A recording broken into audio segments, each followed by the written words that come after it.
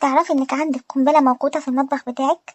غير أنبوبة الغاز، أنا قصدي قنبلة أمراض، اللي هي ليفة المواعين. في دراسة أجروها سنة 2017 في ألمانيا، وجدوا إن ليفة المواعين المستعملة 14 مرة بتحتوي على 5 مليار خلية بكتيرية، 362 نوع من البكتيريا، ومنهم حاجات ما بتموتش بالمية والصابون.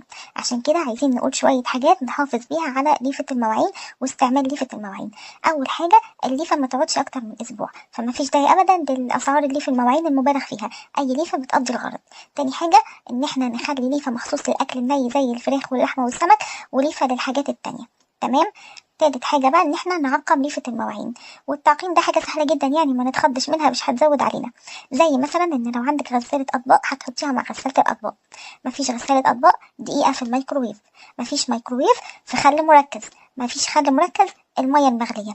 والمية المغلية دي مفيدة جدا في التعقيم على فكرة. يعني أظن شوية حاجات ما فيش أسهل من كده، بس تحمي ولادنا من أضرار البكتيريا المتكونة على ليفة المواعين. ولو عندك أي سؤال في سلامة الغذاء اكتبيلي في التعليقات.